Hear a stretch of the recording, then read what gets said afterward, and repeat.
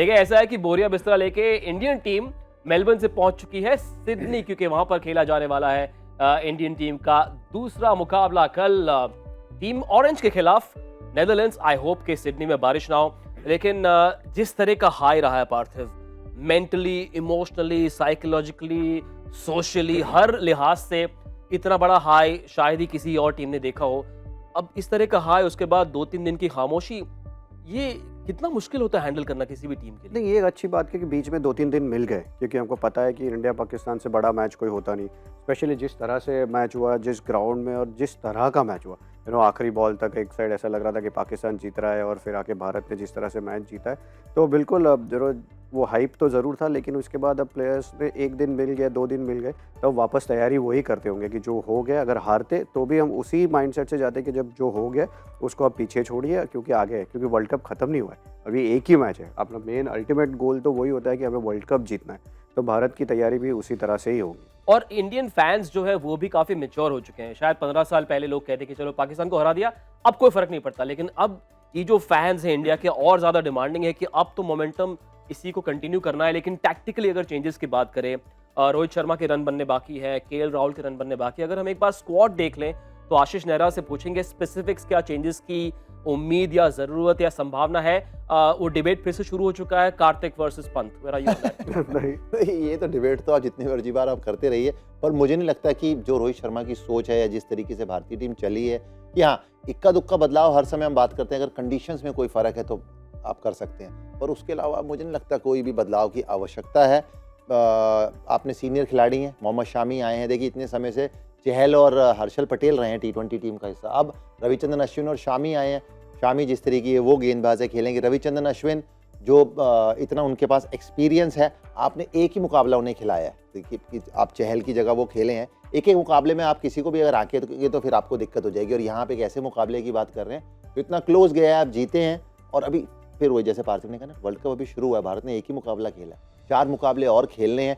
As it is format इतना तेज है, और उसमें अगर आप और तेजी पकड़ लें बतौर कप्तान, कोच या टीम मैनेजमेंट, तो फिर प्लेयर्स के लिए दिक्कत होगी। मुझे नहीं लगता कि यहाँ पर सिडनी में आपको कुछ भी ऐसा देखने को मिलेगा कि ना पिच के चलते आपने ना कोई बदलाव किए हैं, कि घुमाव वाली पिच है, ऐसी अभी क्यों देखने की घुमाव वाली पिच है, अब आपने एक स्पिनर और खिलाना है तो आप एक तेज गेंदबाज को छोड़ रहे हैं। मुझे नहीं लगता ऐसा कुछ देखने को आपको मिलेगा, तो मोर और लेस अगर आप सेम 11 के साथ ही जाएं तो बेहतर। शनिवार को जो पहला मुकाबला खेला गया था सुपर 12 का ऑस्ट्रेलिया न्यूजीलैंड, उसमें सैंडर ने अच्छी गेंदबाजी की थी और Akshar didn't have a great game against Pakistan. So सवाल तो पूछा जाएगा कि चहल फॉर अक्षर?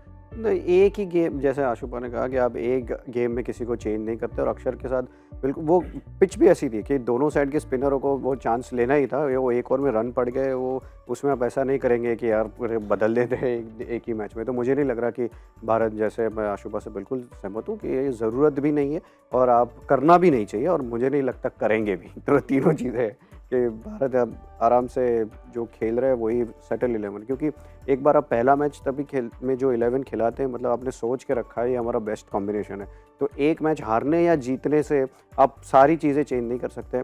टेक्टिकल चीज़ें हो कि आप जाएं और एकदम ही हरी विकेट दिख जाए तो आपको एक एक्स्ट्रा फास्ट बॉल खिलाना, तो वो बात अलग होती है कि वो कंडीशंस के चलते आपने किया, अदरवाइज मुझे नहीं लगता कि कॉम्बिनेशन में कोई भी चेंज होगा। और आज जो आयरलैंड ने किया इंग्लैंड के खिलाफ, वो शायद सभी टीमों के लिए एक वेकअप कॉल के भाई हल्के में ना लो। नेदरलैंड्स भले चर्चा कम होता हो, लेकिन to put that professional display बहुत जरूरी है।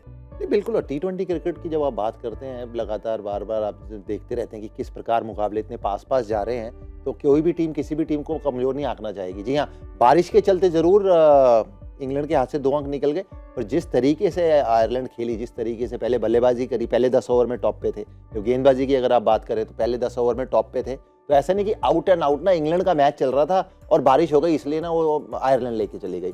आयरलैंड चाहे, मतलब ये भी हो सकता था जो आपने पहले बात करी कि एक छक्का लग जाता तो 5 रन का जो फर्क था, तो फिर भी आप सराहना करते आयरलैंड की। तो इंग्लैंड, भारत को भी जिस प्रकार एक जीत मिली है, अब उसी कार्रवाई को आपको आगे बढ़ाना चाहिए, वो कार्रवाई, और जितने ज़्यादा जल्दी आप अंक प्राप्त कर सकें, चाहे आपका मुकाबला आयरलैंड से हो, चाहे मुकाबला नीदरलैंड से हो, तो जब जीत के 2 अंक मिलते हैं ना, तो वो आपको आगे चलते हुए टूर्नामेंट में जरूर कॉन्फिडेंस देते हैं, टीम जो मर्जी हो। देखिए कल नेदरलैंड्स, उसके बाद फ्लाइट लेकर इंडियन टीम पहुंचेगी पर्थ, जहां पर मुकाबला होने वाला है साउथ अफ्रीका से। तो कल के इस मुकाबले में कौन से 3 या 4 ऐसे बॉक्सेस टिक होने चाहिए इंडियन टीम के लिए? वेल चाहेंगे कि जो ओपनर्स के रन बने। बिल्कुल केएल राहुल ने बढ़िया बल्लेबाजी करी, जो प्रैक्टिस मैच जो हुआ था उसमें रोहित शर्मा से वो रन की उम्मीद करेगा भारत। और जिस तरह से थोड़ी सी एक जो डेथ में थोड़े रन्स पड़े थे, तो वो सारी चीज़ें हैं जो जो हर बार आप जब अच्छा खेलते हैं तो आप कोशिश करते हैं कि सारी चीज़ें आपकी बॉक्सेस टिक हो जाए।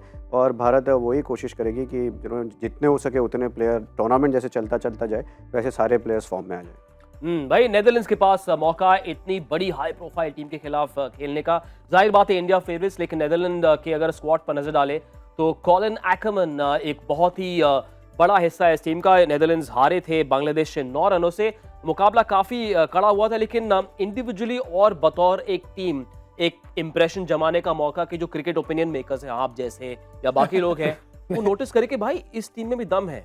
जैसे आयरलैंड का चर्चा होता है, एक रिस्पेक्ट से बात होती है, अफगानिस्तान को एक रिस्पेक्ट मिलती है, वैसे ये भी चाहेंगे कि हमारा भी चर्चा हो। नहीं देखिए, पर वो अगर चाहेंगे बिल्कुल चाहेंगे, और चाह तो आपकी होनी भी चाहिए, पर वो आपको रिस्पेक्ट तभी मिलेगी जब आप ऐसा कुछ करके दिखाएंगे। आज हम आयरलैंड की बात कर रहे हैं क्योंकि उन्होंने मुकाबला जीता है, जिस तरीके से खेल देखा। अफगानिस्तान की जो बात होती है कि पिछले 2-3 साल से जिस तरीके से T20 क्रिकेट उन्होंने खेली है, जो उन्होंने अपनी टीम चलाई है, इसीलिए सराहना होती है। तो नीदरलैंड भी अगर ऐसा कुछ करेगी, और वो करने के लिए आपको कितना जोर लगाना पड़ेगा, खासतौर पर भारत जैसी टीम के खिलाफ, ये सभी खिलाड़ी भली बात ही आई होप जानते हैं नीदरलैंड के।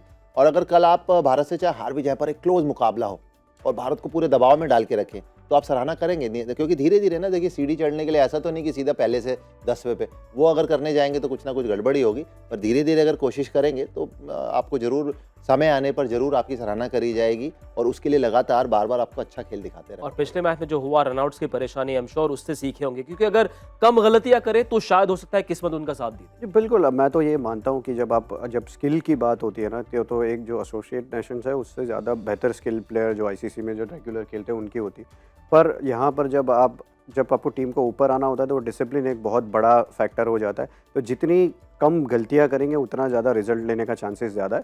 तो नीदरलैंड के क्या वही सोच रहे होंगे। और जो प्लेयर्स की बात करी तो वो चाहेंगे कि बेस्ट डिलीडे जो उनके प्लेयर है उनके ऊपर काफ़ी दरमदार है, जो क्योंकि बल्लेबाजी भी 3 नंबर पे करते हैं, गेंदबाजी ऊपर करते हैं। तो वैसा अगर कोई आउटस्टैंडिंग परफॉर्मेंस करे जिससे उनको शायद अगर जीत मिले तो उनका कॉन्फिडेंस बढ़ सकता है।